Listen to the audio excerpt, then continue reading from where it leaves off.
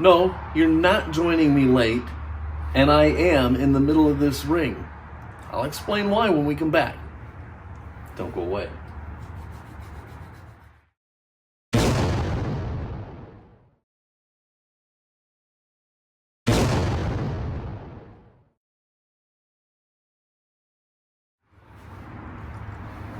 Hello everyone and welcome to Fat Guy Productions. I am Paul, coming to you as always from beautiful Las Vegas, Nevada. And I am out here working on the coin ring today. And normally I take you right at the very beginning. Well, you can see we're not at the beginning of this ring. And the reason for that is because I don't care about any of the stuff we've done so far. This video is all about shaping and sizing. So I want to pick up right at the cusp of shaping and sizing, and we're going to take an in-depth look at how I do it. And that starts by not caring at this point. I don't care about the shape and I don't care about the size right now. All I'm trying to do right here with this Morgan is get it to look something like a ring. I won't start caring about shaping and sizing until just before I start with the Swedish wrap. So that's where we're picking things up at. So let's get back to work. So I'm picking up this project at a point where I have punched it and folded it. I'm about ready to start to do a bit of Swedish wrap here.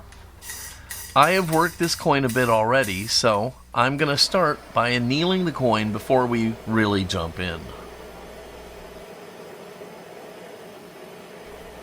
As I mentioned, the only consideration for size and look to this point was when I punched the coin.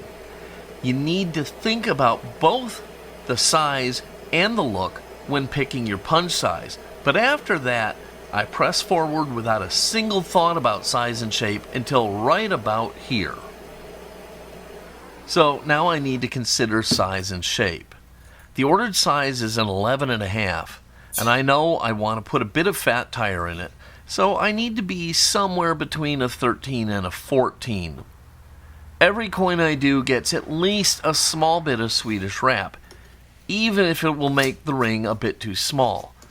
By doing a wrap, I get the sidewalls straighter, which is a better starting point for final shaping.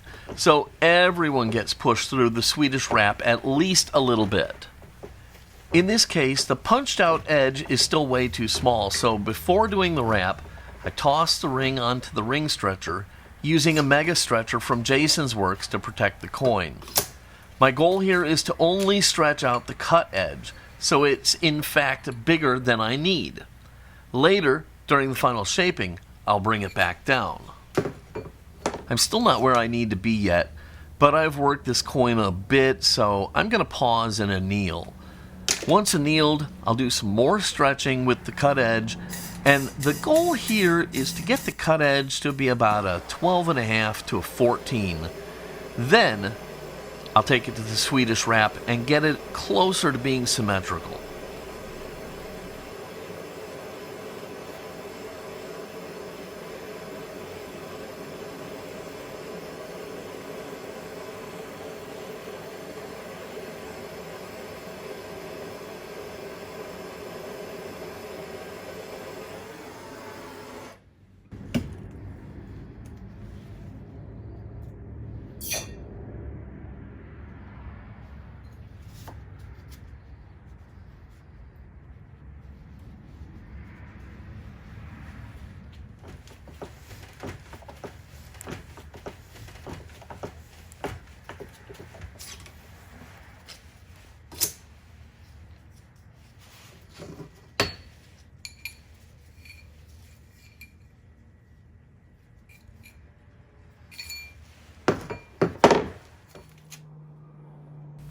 Okay, so I'm about to Swedish wrap, but I'm going to take one final precaution, and I'm just going to file the cut edge right now. This coin has gone through an awful lot right now, and I don't want to have anything happen here, from micro cracks or anything. So I'm going to go ahead and just file inside and outside of the cut edge before I move on.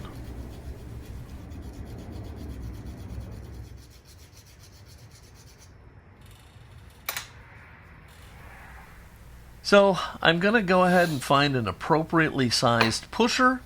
I'm going to get out my large Swedish wrap die, and then I'll wrap the ring up in my Blue Monster tape.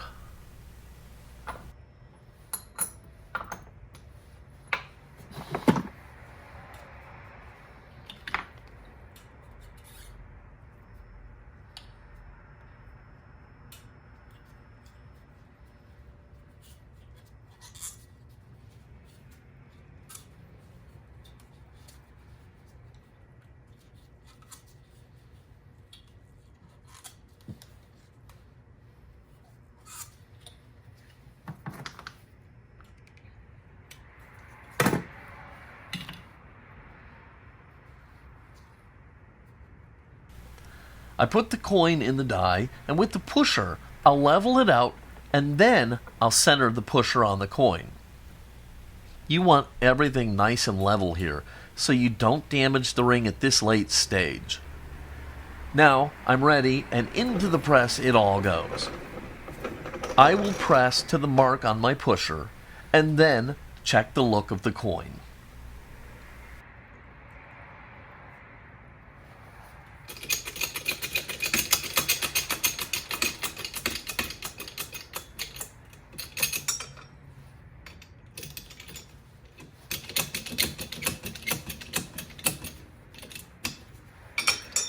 My coin is looking great right now, but I think one more pass will give it a bit more symmetry. So I will use the other side of the first pusher, I'll wrap the coin again, and then run it through the press.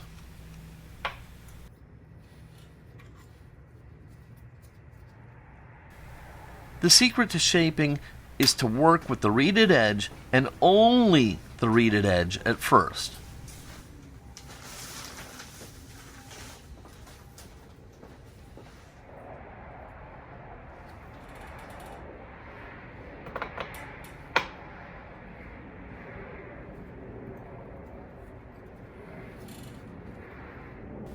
Get the reeded edge curled in the way you want it.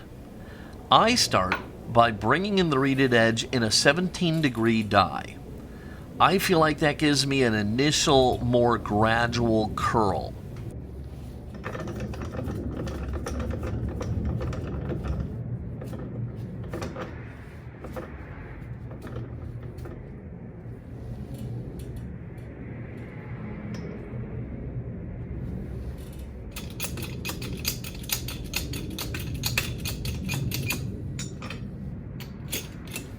Now, I've been using my press for quite a while, and I have a feel for it and my dies, so I know that about 2 or 3 pulls on the press handle will be just about right here.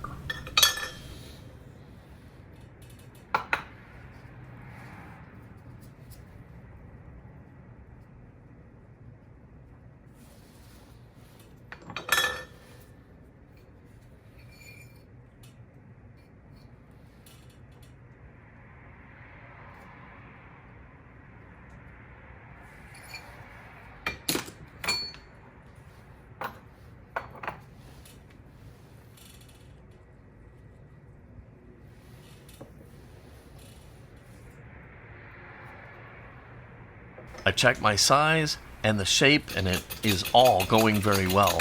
So now I'm going to move to a 25-degree die and put just a hint more curl in at the very end of the reeded edge.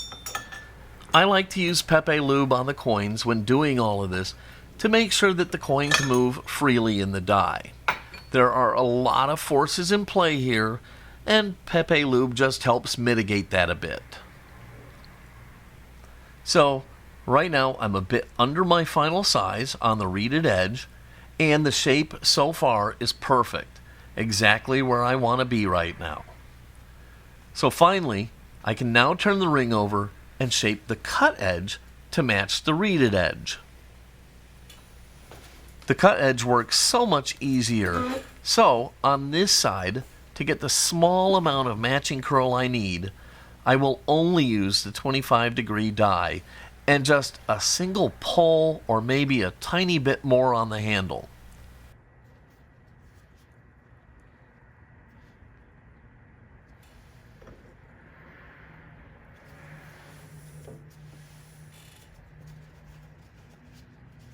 To protect the reeds, I'm going to take a bit of folded blue shop paper towel and lay it over the coin, and then I'll press and check my work.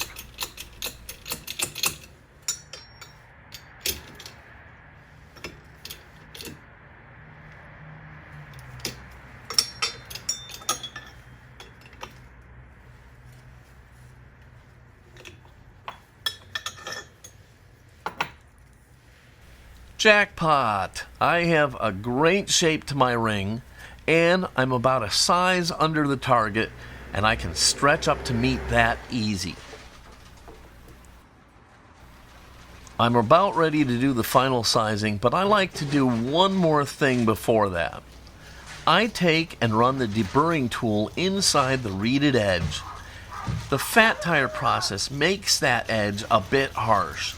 So I run the deburring tool and then lightly file inside, and in the finishing process I'll actually sand it out even more with sandpaper and 4-0 steel wool, and this makes the ring more comfortable.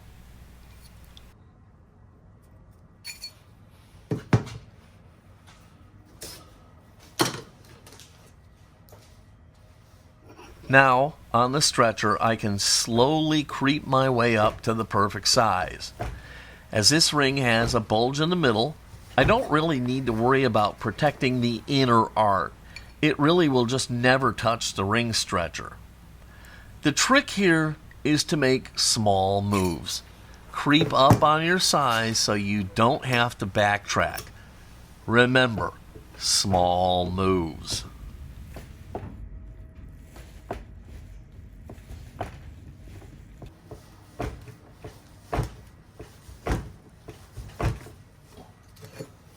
It needed just a bit more stretching and a final measure, and lo and behold, we are perfect. Dead on at 11.5. Voila. I now have a perfectly sized ring with a great fat tire shape to it, and all that is left for me is to give it, in this case, its final patina finish.